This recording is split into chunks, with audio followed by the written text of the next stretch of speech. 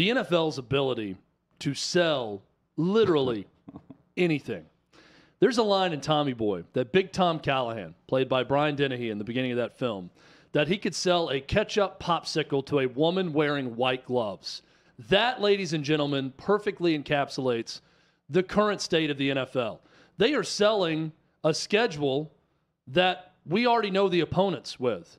And, I mean, you would think this is Christmas for sports fans. It is incredible, the amount of interest in these games. Oh, we've got the Chiefs and the Lions opening up the season, and we got a triple header on Christmas Day. And I'm here to tell you, I'm here for it also. Not to the level of some, but I love it. And it's a stern reminder that the NFL can do whatever they want right now and pretty much get away with it. They had some issues back in 2016. They're over that now. And the fact that it can be a borderline national holiday when schedules are leaked, not even in one announcement, schedules are trickling out left and right across the league with national games, shows you that the NFL can sell anything to anyone at any time. Hutton, it is a great time to be in the league headquarters in Manhattan because they can get away with anything. It's a great time to be a Packers fan. Apparently, their entire schedule has been released on accident, per The Athletic. I always love when it's like a clerical error or someone tweets something out earlier than they're supposed to, or an email goes out to media too early. When those stories come out, that's always the most fun. Now, one of the coolest additions to the schedule release has been the social media aspect of it. With the videos, you got Peyton Manning and Russell Wilson last year teaming up to do that in Denver. The creativity with it. Some teams go with a musical artist. Other teams just have Jerry Jones have a letter come in, and then he just reads off the schedule. The teams right now know their schedule. And just like the NFL draft, they're keeping it under wraps for the most part because they need their social media teams ready to just rock and roll as soon as 7 o'clock Central, 8 o'clock Eastern rolls around. But here's where the schedule matters to the fans because unlike in college football, in a conference where the third Saturday in October is a rotating home game for Tennessee and Alabama, you don't know if your NFL team that's connected to your favorite college team is going to be home or away that week, or if your team is going to be on a bye week and you want to schedule something that, just so happens, maybe it'll fall during our kids' fall break. Those are the things that intrigue fans, and also just gearing up and trying to plan around a weekend. From the team's point of view, that really doesn't matter. But here's what does. Here's what they argue about with the schedule makers. Division games, they want to know when the divisional games are happening. And we hit on this last year.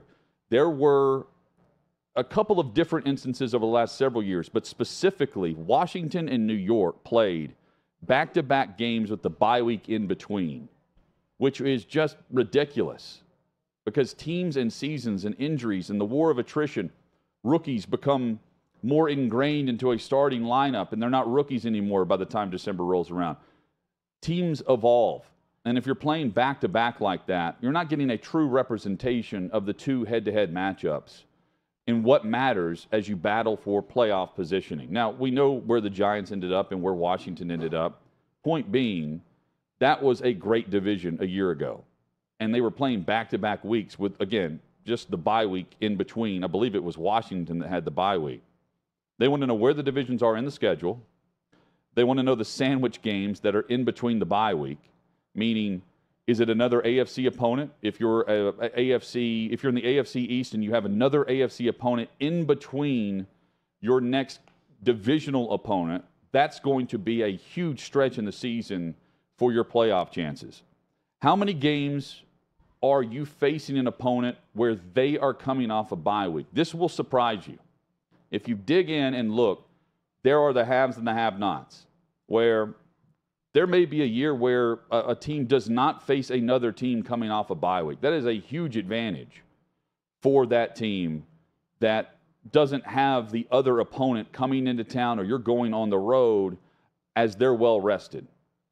Meanwhile, there will be a team that may have multiple instances of this, 2-3 times, plus you're also the opponent as a team plays on Thursday night and has the long weekend and the mini bye, as we call it. They want to know the altered scheduled games, what those mean.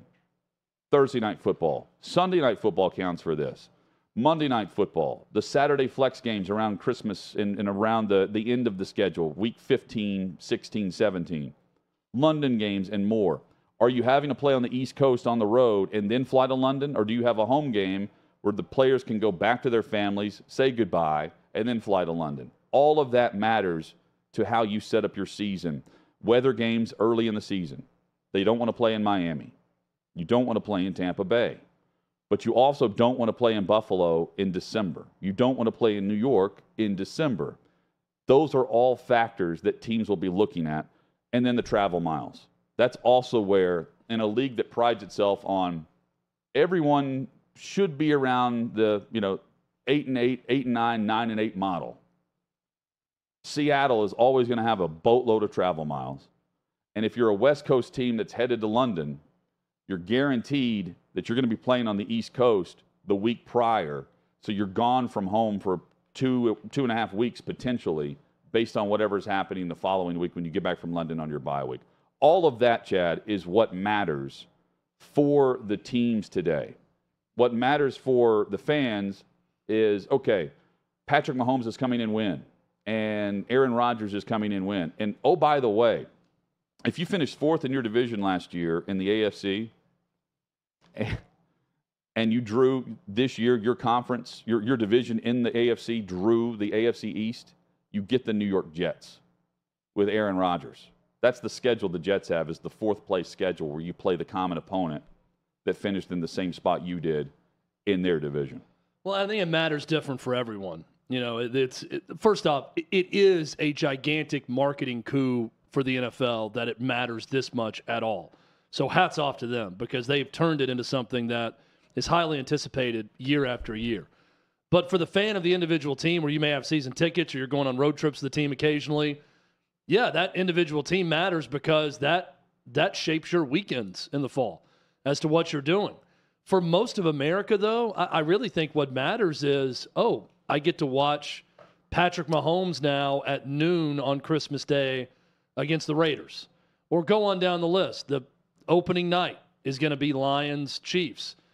For most people, it's just that first sense of excitement, because football season is eventually going to come back, and now I know what I'm going to be doing each weekend with the biggest games, or at least what you think the biggest games are going to be.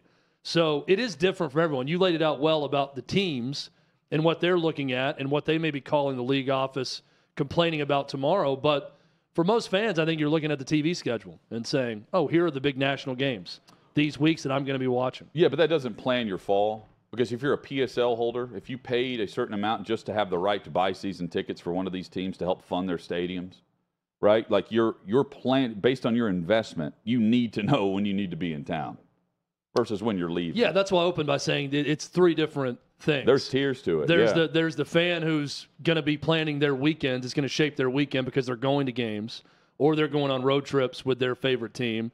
Then for the most people, though, I think it is, this is my television viewing for the fall. So there's different reasons to get excited. And how about over the past couple of years, we've seen Dallas and Tampa Bay, right? You've had the brands. How about this year? They're opening Thursday night. Mahomes, Super Bowl champs, they'll open at home in Kansas City against Detroit, featuring the Lions and the buzz behind the franchise that's had no buzz behind it for a long time. Known for being the cellar dweller. And they'll be kicking off against the cream of the crop of the NFL. Huge year for Detroit and them having some validity as a contender. No Aaron Rodgers in Green Bay. Chicago's worse off than you are. Yeah. Minnesota, to me, is the team to beat right now in that division, I would say. But Detroit's right there with them. Big year, and they get the NFL draft next spring also. So all of that leading in to what's going to be a big moment for the city of Detroit next spring. I'm all in on the Lions. That is the team that I'm most interested in the NFC. The AFC is just loaded with storylines and quarterback after quarterback. NFC, give me the Lions. That's the team I want to watch more than any other NFC team. Looking forward to it. And again, we'll continue the discussion on the NFL schedule. Armando Salguero joins us next hour.